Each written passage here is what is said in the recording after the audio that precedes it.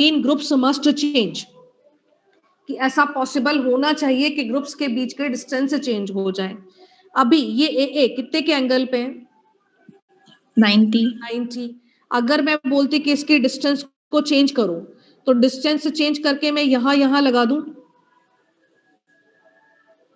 कितने Yes, का आ ma'am. गई है? 180. 180। तो बस इतनी ही कंडीशन है। ज्योमेट्रिकल आइसोमरिज्म को शो करने की कंडीशन कभी भी रेस्ट्रिक्टेड रोटेशन होता नहीं है, वो तो ऑर्गेनिक में हमें मिलता है, इसलिए हमने उसको एज अ कंडीशन लिख लिया है। पर restricted rotation is not the condition is the distance between groups must change. अच्छा, एक बात बताओ, अगर मैंने किसी को टेट्राहेड्रल बनाया, ये ए, ये बी और ये बी, एक बार बनाया, और दूसरी बार ये बनाया, ये बी, ये ए, ये बी और ये ए, ये ज्योमेट्रिकल आइसोमर है एक दूसरे के? No, ma'am. No ma'am. Geometrical isomer नहीं है, क्योंकि इनमें कहीं पर भी बनाओ डिस्टेंस वही रहती है ना। Yes, ma'am. टेट्राहेड्रल में कोई भी दो ग्रुप हो, उनके बीच का एंगल वही होता है, डिस्टेंस वही होती है। तो टेट्राहेड्रल कभी भी ज्योमेट्रिकल आइसोमरिज्म शो नहीं करेगा. नहीं करेगा। तो पहले तो ज्योमेट्रिकल के लिए बात करते हैं, फिर बात करेंगे ऑप्टिकल के लिए।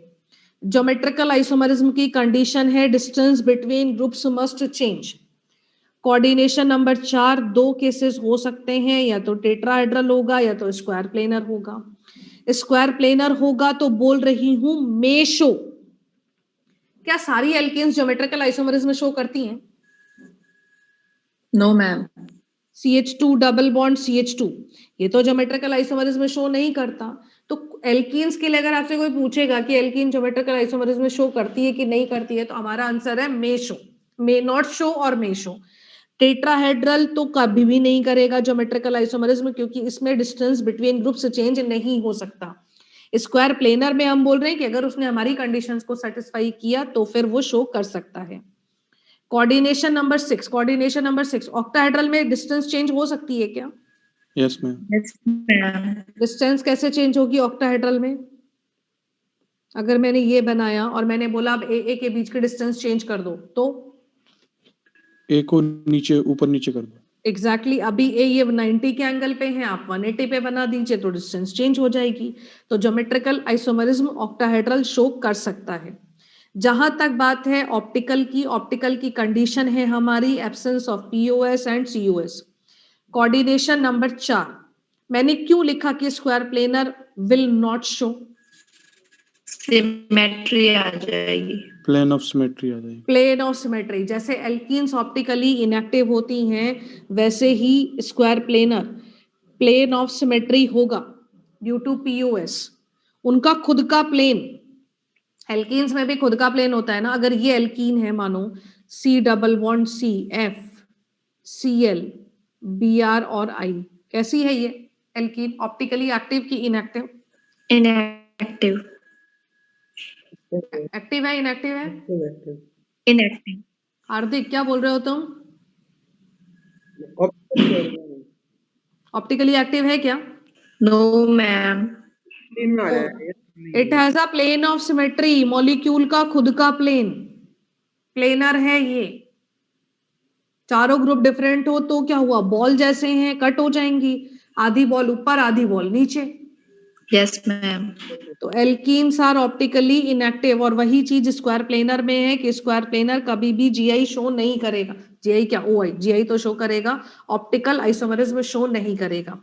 टेट्राहेड्रल तो हो सकता है कि प्लेन ऑफ सिमेट्री आए, हो सकता है प्लेन ऑफ सिमेट्री ना आए। इसमें तो प्लेन ऑफ सिमेट्री हमेशा होगा। मॉलिक्यूलर प्लेन ही खुद का प्लेन ऑफ सिमेट्री है, मॉलिक्यूलर प्लेन। और कोऑर्डिनेशन नंबर 6 ऑक्टाहेड्रल में तो आ भी सकता है प्लेन, नहीं भी आ सकता है, तो इट मे शो और मे नॉट शो।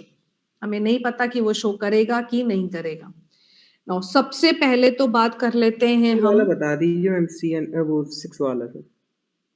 अरे भाई, मानो कि कोई भी इस तरीके का, हमें ये तो चेक करना ही पड़ेगा कि उसमें प्लेन ऑफ सिमेट्री है या नहीं है। अच्छा, जैसे मानो मैंने ये बनाया, does it have a plane of symmetry? Yes ma'am. अरे ज्योमेट्रिकल तो डिस्टेंस चेंज होनी चाहिए ना। ये ए और ए यहां लगा रहे हो तो कितने के एंगल पे हैं? 90. 90. अब तुम यहां ना लगा के इसको ऊपर नीचे बैठा दो, ये यहाँ पे और यहाँ पे. अब कितने के एंगल पे हुए? 180. 180. तो डिस्टेंस चेंज हो गई ना? Yes, ma'am. बस, तो ज्योमेट्रिकल आइसोमर बन गया. ज्योमेट्रिकल आइसोमरिज्म की कंडीशन ही है कि डिस्टेंस चेंज होनी चाहिए ग्रुप्स के बीच में, तो डिस्टेंस चेंज होगी तो ज्योमेट्रिकल आइसोमर बन जाएगा. समझ में आ गई क्या मेरी बात? Yes, ma'am. हाँ, और प्लेन होगा या नहीं होगा वो हम सोचेंगे. जैसे इस केस में, does it have a plane of symmetry? Yes ma'am. Yes, ma'am. कहाँ है इसका प्लेन? ये BCDE और M को लेके BCDE काट दो. वाला हॉरिजॉन्टल प्लेन ही तो है ये. BCDE खुद कट हो जाएंगे, ऊपर भी A है और नीचे भी क्या है? A. तो this one, it may be optically active, it may be optically inactive, depends, कि वो डिपेंड करेगा. अगर मानो मैंने कोई ऐसा बनाया, this one M A B C D E. हाँ भाई, अब ये ऑप्टिकली इसमें प्लेन ऑफ Active. इसमें प्लेन ऑफ सिमेट्री नहीं है. नहीं. नहीं.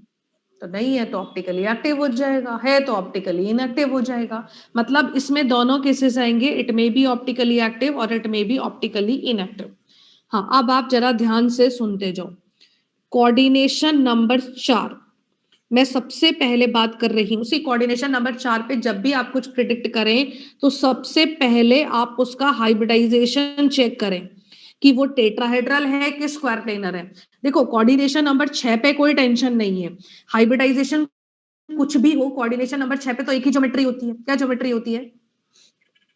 Octahedral. तो कोऑर्डिनेशन नंबर 6 पे आपको हाइब्रिडाइजेशन निकालने की जरूरत नहीं होगी जब आप आइसोमरिज्म बताओगे, क्योंकि उसको ऑक्टाहेड्रल ही होना हो जो भी उसका हाइब्रिडाइजेशन हो. लेकिन कोऑर्डिनेशन नंबर 4 पे आपको ये सोचना पड़ेगा कि वो स्क्वायर प्लेनर है कि वो टेट्राहेड्रल है. क्योंकि स्क्वायर प्लेनर हुआ तो जीआई में जाएगा, टेट्राहेड्रल हुआ तो फिर ओआई में जाएगा. तो आपको ये पक्के से पता चलना चाहिए. तो कोऑर्डिनेशन नंबर 4 देखते ही आइसोमरिज्म निकालने से पहले हाइब्रिडाइजेशन निकालो. ये क्या है, स्क्वायर प्लेनर है कि टेट्राहेड्रल है?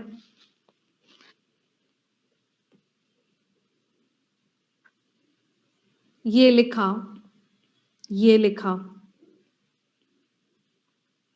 कोऑर्डिनेशन नंबर 4 पे अलर्ट रहो, कुछ करने से पहले हाइब्रिडाइजेशन शेप बताओ. प्लैटिनम कौन से स्टेट में? +2. प्लैटिनम किसके नीचे आता है? Nickel.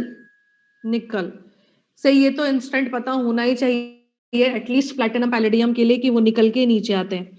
D8 कॉन्फ़िगरेशन पे बैठा होगा, 5D8. हाँ भाई, पेयरिंग होगी या नहीं होगी?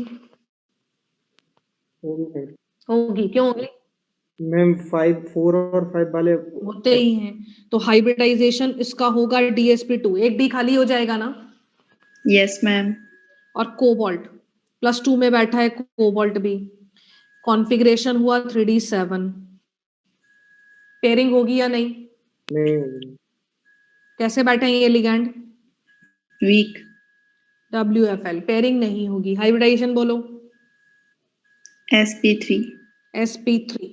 और अगर sp3 है तो ये टेट्राहेड्रल है, हमें उसके बारे में सोचना पड़ेगा.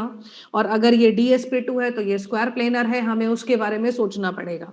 कोऑर्डिनेशन नंबर 4 पे मैं आपको अलर्ट कर रही हूं कि कुछ भी करने से पहले हाइब्रिडाइजेशन निकालना, तब जाके बताना कि वो जीआई शो करेगा या ओआई, और करेगा तो कितने बनाएगा, अदरवाइज नहीं. अच्छा, हमारा तरीका क्या है? मेटल से कोई भी जब कॉम्प्लेक्स आपके सामने आए ना, तो पहले तो उसे आप अपनी फॉर्म में कन्वर्ट करो. M मैं लिख दूंगी मेटल के लिए, small a b c d इस तरीके के. ये रिप्रेजेंट करेंगे मोनोडेंटेट लिगेंड्स को. Monodentate ligands. If I am talking about a इस तरीके का, b ये रिप्रेजेंट करेगा किसको? Symmetric bidentate. Symmetrical bidentate ligand. Example बता सकते हैं सिमेट्रिकल बाइडेंटेट के? ENOX. अच्छा, PN और TN कौन सिमेट्रिकल कौन अनसिमेट्रिकल?